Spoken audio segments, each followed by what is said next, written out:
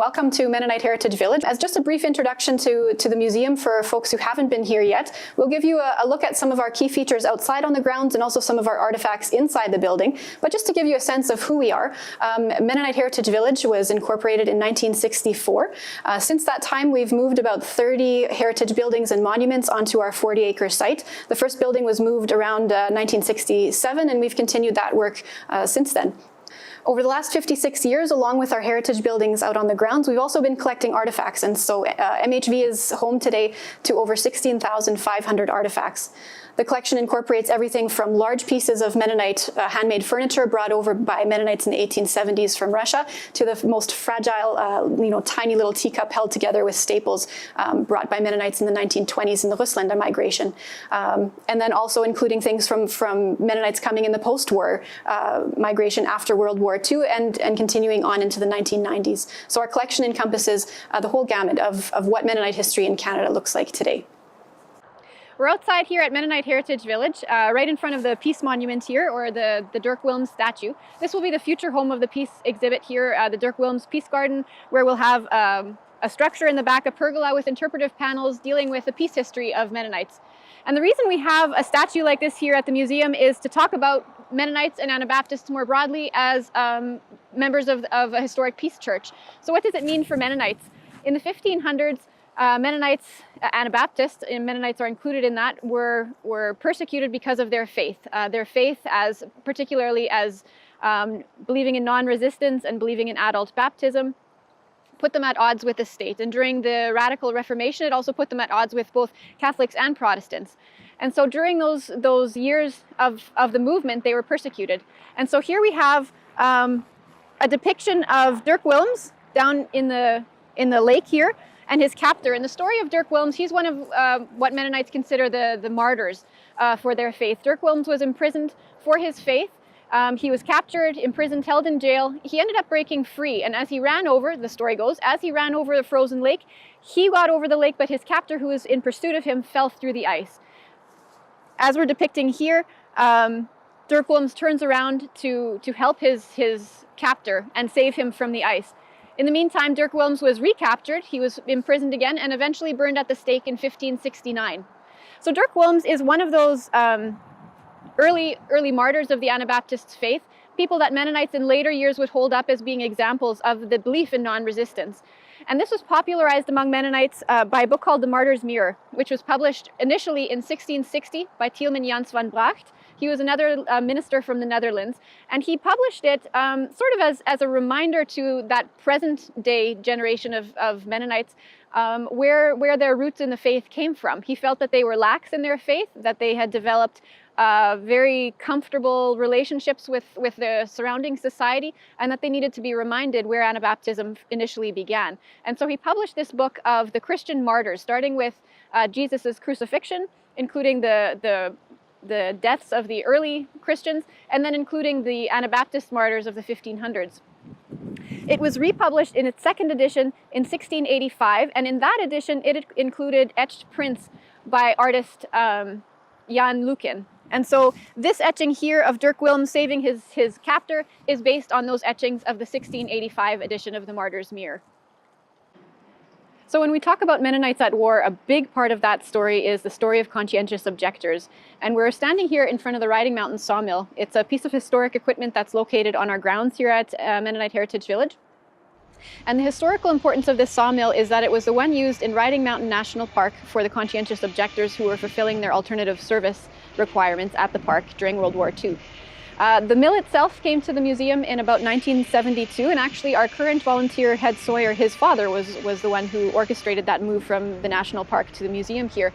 And so we have the sawmill. It's been functioning here at the museum since 1972. We generally use it for demonstration purposes on festival days, but we also use it to fulfill some of our building needs, to create building materials for us for projects that we need here around the grounds, including actually the Peace exhibit where we've been at as well today. So the story of conscientious objectors and Mennonites in Canada goes back to 1873 when Mennonites first immigrated to Canada from Russia. And before they came to Canada, they got a charter of rights or a privilegium from the Canadian government, exempting them from a number of things, but included in that was exemption from military service. And so Mennonites in Canada had this promise from the federal government that they were exempt from service. When World War II came, complete exemption was no longer possible. And so Mennonites in Canada, both Ontario and in the Western provinces, negotiated with the government for the opportunity to perform alternative service for those claiming conscientious objector status. Eventually, about just under 11,000 young men, only men were conscripted, but young men claimed conscientious objector status. And of those, about 7,500 were Mennonites. So the vast majority were Mennonites and also Hutterites as well. But the vast majority were Mennonites. And so this is a story that impacts Mennonite history here in Canada quite a bit. So the story of COs in Canada during World War II starts with the National Registration and Mobilization Act in 1940. And at that point, all the young men between 16 and 60 years of age were required to register with the government. Mennonites had lots of objections against that. Eventually, a lot of them did register. And a lot of them claimed CO status, but actually starting only in 1941 were provisions made for alternative service. So it was very difficult, especially in those first few years, for men to claim conscientious objector status because they had no alternative means for serving their country. So the process of applying for CO status, which was a postponement of your military training, essentially. The process in Canada differed from province to province, but generally in Western Canada, that meant young men had to appear before a judge. And that judge would be there to judge whether they were sincere in their beliefs in conscientious objection against war. And so a lot of Mennonite young men who claimed CO status appeared before these judges. Often the judges were very harsh and rough. They wanted men to join the military. Canada did have need for men to join the army at that point. Germany was winning the war. They were taking over Europe at that point, and European countries were falling. And so Canada, as Britain's main ally at that point, needed young men to join. So judges were fairly harsh of the young men claiming CO status. Some of them, especially before alternative service, were imprisoned for their beliefs. When alternative service was made to be an option for people in 1941, there were alternative means that they could fulfill their service to the country. The first 3 alternative service camps that opened, one of those first 3 was the Riding Mountain National Park, and so that's where this sawmill comes from.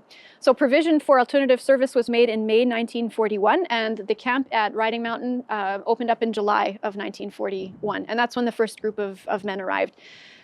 They milled lumber for a number of projects within the national park, and actually, interestingly enough, they milled the lumber that was required to construct the prisoner of war camp that also was in the boundaries of the national park itself, where German POWs were held.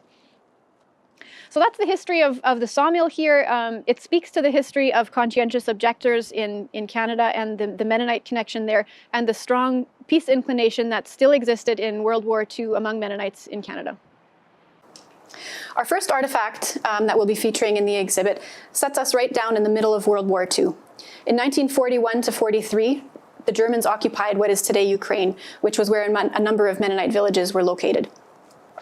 Many Mennonites looked on the arrival of German troops as good news, that Germans were liberators, and regarded their arrival as good news after decades of violence, turmoil, repression, and famine.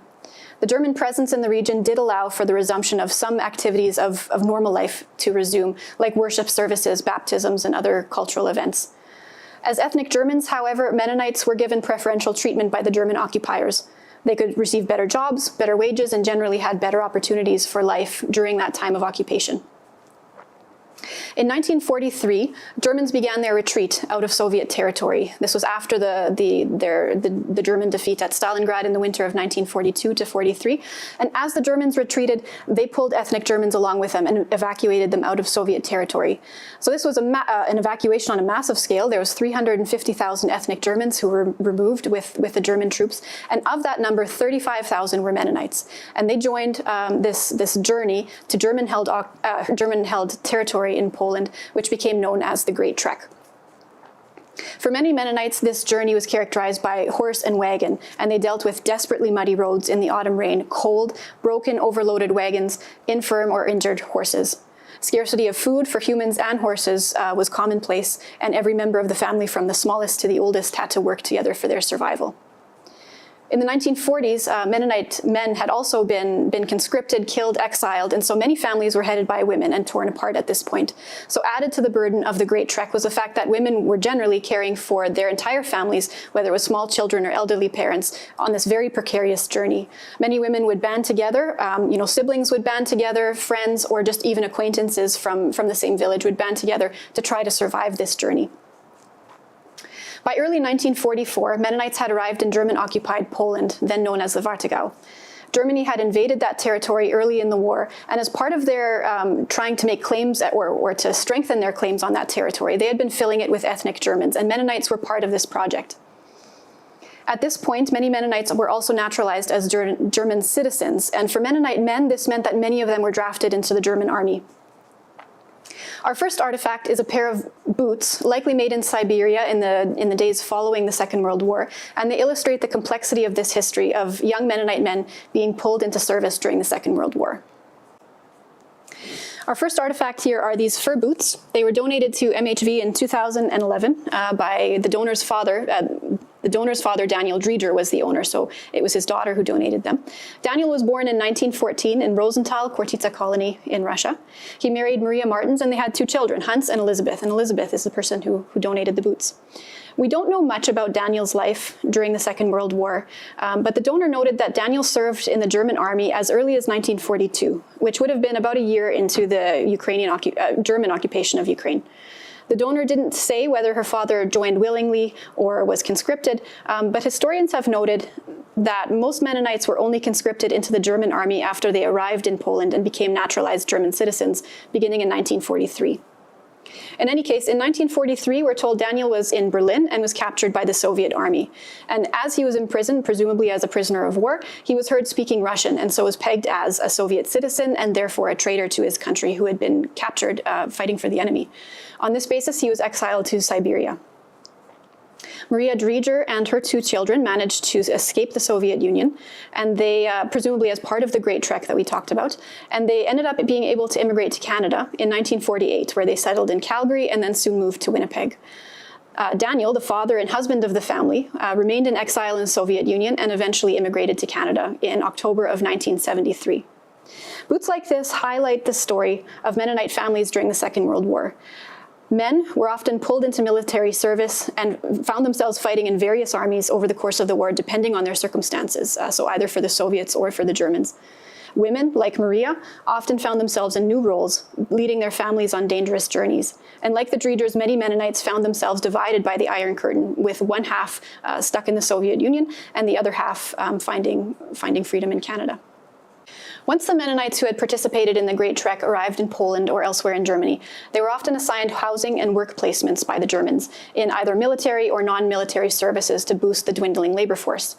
It's in this context that we can place our next artifact, a slip made for a young girl in German-held territory, probably around 1944. As is often the case, this is the slip here, as is often the case when we're dealing with artifacts like this, our information on Maria Wiens, the person who made the slip, has some gaps. When a donation is made, curatorial staff sit down with the donor and we try to get as much information as we can to provide a context to the object and to the person who made and owned it. But there gaps remain, and those might be because we wonder today about questions that in the past we didn't think to ask.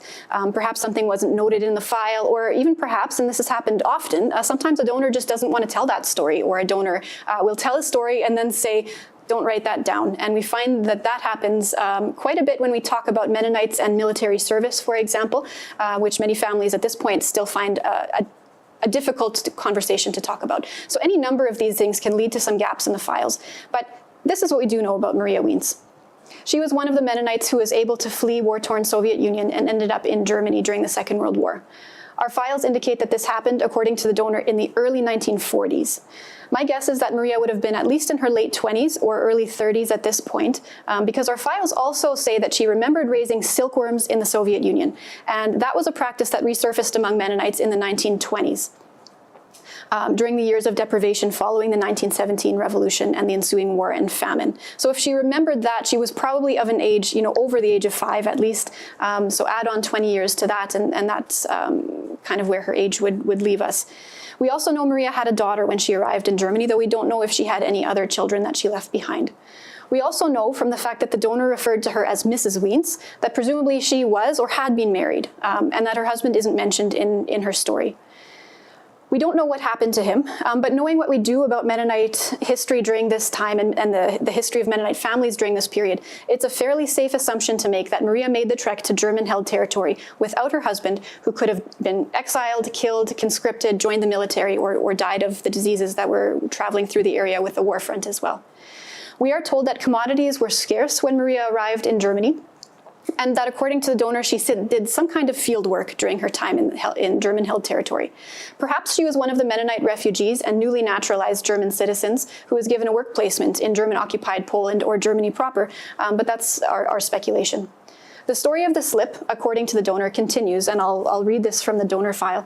While Mrs. Wiens was working on the fields, she observed that the sheaves of grain were bound with white binder twine, which consisted of individual fibers.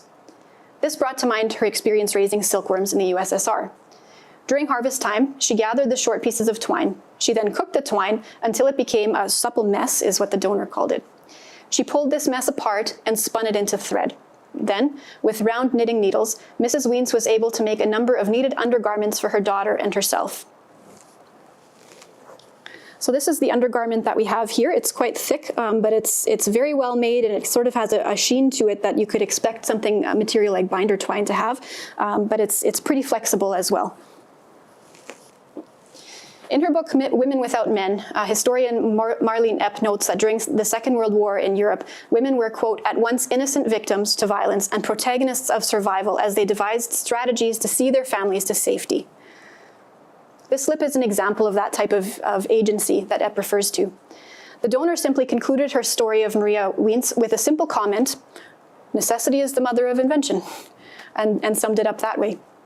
Based on the sizing of this garment, we conclude that it would have been made for Maria's daughter while in Germany during that period after the war.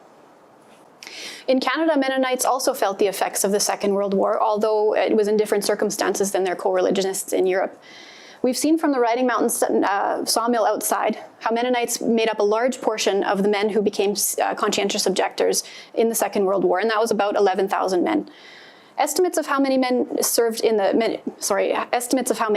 men served in the military during the Second World War vary, and they're difficult to calculate. However, one of the most often cited numbers is that of the approximately 17,000 Mennonite men who were of age at that time, about 4,500 of them served in active service in the Canadian military.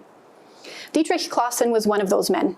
He was born on January 6, 1907, in Osterwijk in the Khortytsa colony in Russia. He and his family immigrated to Canada as part of the Russlander migration in 1926, where they arrived in Saskatchewan but eventually settled in Waterloo, where Dietrich spent the remainder of his life. According to the donor, Dietrich was the sole breadwinner for a multi-generational household during those early years in Canada, and his household included his elderly parents, his sister, and her husband. The items that we have here are from Dietrich's time serving in the Canadian military during the Second World War, and they were donated to the museum's collection in 2013 by his great-nieces. They didn't know a lot about their great-uncle's service. They said he was proud of his service, but he wasn't keen to discuss it, so they just didn't have a lot of details about it. But fortunately, these artifacts fill in some of those gaps to us, and I'm grateful here for my friend and colleague Gord Crossley from the Air Force Heritage Museum and the Fort Garry Horse Museum in Winnipeg, who helped me read some of these artifacts that he's more familiar with than I am, and fill in some of the blanks about Dietrich's life. In our collection, we have Dietrich's Soldier's Pay Book, and that's right here. It's this little volume here, and from this we glean most of the information that we have about his service. We have his Army issue ration bag here, the Army green kind of thing. We have a wallet with his national registration certificate there, and we also have his certification to wear the General Service Badge, which gives us information about when he was discharged from the Army. We have an Army-issued shaving kit here, complete with a tiny razor. We have his Soviet passport that was issued in 1926, the year that they came to Canada. And we have an interesting item here that is sort of a fork-spoon combination that actually isn't issued by the Canadian Army. It's, interestingly enough, issued by the German Army. So we can guess that Dietrich picked this up as a souvenir at some point during his service overseas. From Dietrich's Soldier's Pay Book, we can see that he enrolled in the Canadian military at the age of 35 on September 15, 1942. From the fact that he received the Canadian Volunteer Service Medal, we know that he was a volunteer for his service. He was not conscripted. His family suggested in my interview with them that his knowledge of Russian and German was used by the military, and that's supported by his service book, which notes that he was a linguist, but also lists his other trades as infantry, ordnance, and the Canadian Intelligence Corps. Another entry in the book suggests that he was likely sent overseas to England in December 1943. He received the Defense Medal and Ribbon, which indicates that he served in England for at least 6 months, so we also know that about his service. And then he received the General Service Pin in February 1946, which indicates the date of his discharge from the Army. When we look at these sorts of things, I mentioned that families often find it controversial to mention a military past in their family when they have Mennonite roots. So when I'm looking at objects like this, it's of particular note. His paybook has a section here where it asks the soldier to specify what religion he belongs to. And in each case, Dietrich wrote Mennonite. On his identification badges that will be coming in a future donation for the exhibit to the museum, his medal identification badge also lists the letters OD after his name, which stands for other denominations. So that supports that claim.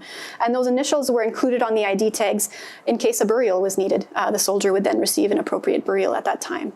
So we do know that he considered himself to be a Mennonite, a religious Mennonite. His great-nieces told me that he belonged to the Waterloo-Kitchener United Mennonite Church and that he attended every Sunday. And they also emphasized in the same breath how important his military service was to him. They noted that he was, and this is a quote, very proud of his service, even though he didn't want to talk about it for some reason. But that's why he kept all this military stuff.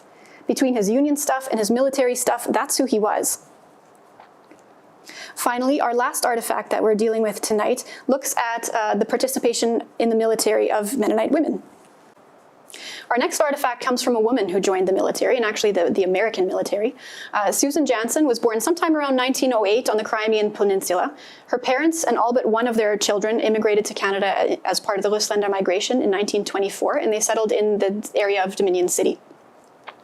Though some of the events of Susan's life are hard to put in a linear timeline, we do know that at the time of donation, we are told that Susan worked for a year as a domestic servant in Winnipeg, which was typical of many Mennonite young women who came in that migration. She attended the Mennonite Collegiate Institute in Gretna for 1 year in 1930. She studied nursing at St. Boniface Hospital in Winnipeg and graduated from the program in 1934, and she practiced as an RN in Altona, Manitoba for some time. At some point after that, she moved to Detroit, Michigan, and she worked at the Henry Ford Hospital. So here we have her military identification tags, or dog tags they're often called, but they're inscribed with her name and her ID number. After the United States joined Second World War, Susan joined the American Military Nursing Corps.